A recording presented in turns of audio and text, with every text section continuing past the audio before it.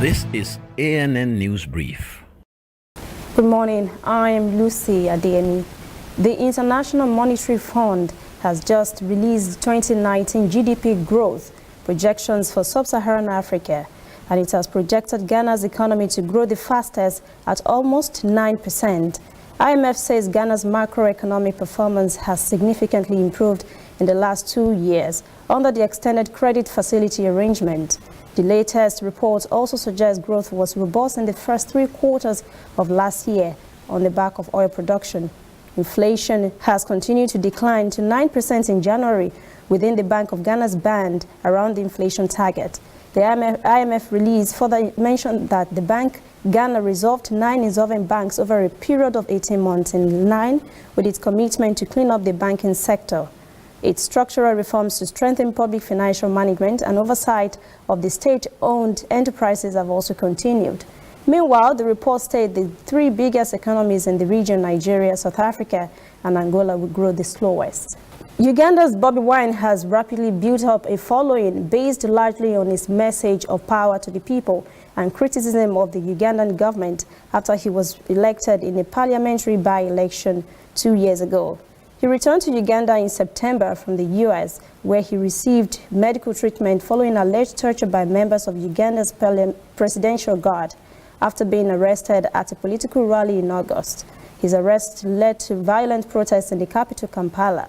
Since then, Bobi Wine's support base has become very strong, and he has been widely recognized both at home and abroad as a serious threat to President Yoweri Museveni, who has been in power since 20 years ago. In an interview with German broadcaster DW, Bobi Wine confirmed he will run for president during the next election, where he will challenge President Yoweri Museveni. Stay with us, we'll be back after the short break. Somewhere in the world, every second of the day, news is happening. And of course, Nigeria is bustling with news day and night.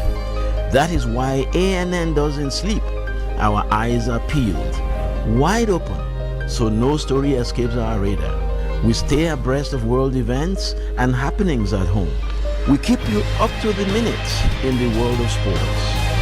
We give you information to stay on top of your investments and all the hard facts you'll need to navigate your day.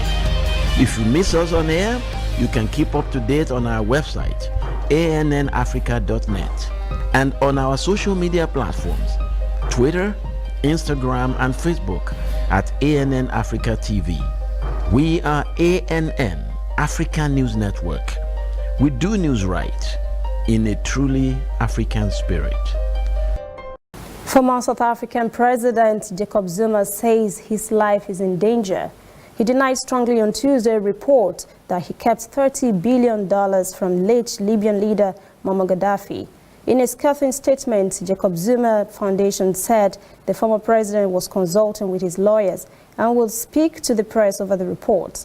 The foundation slammed the Sunday Times for stories it published in June 2017 and October last year, for which it produced no evidence. Zuma's foundation says the stories were fabricated and had put the life of the former president in danger. Zuma has come under fire in the past few days over a report that he stashed the $30 million in his home in Dala and then took it to his Wasini, formerly Swaziland. The foundation said on Tuesday the reports are not true. When Gaddafi was killed in 2011, Zuma was part of a team from the continent that tried to mediate with NATO on the bombing of Libya. Gaddafi had ruled the oil-rich North African state for more than 3 decades before he was killed. That's ANN News Brief. Thanks for watching. For details on these and other stories, visit our website, annafrica.net. Also join the conversation on Facebook, facebook.com/ANN Africa TV, Instagram and Twitter at ANN Africa TV. I am Lucy Adeyemi.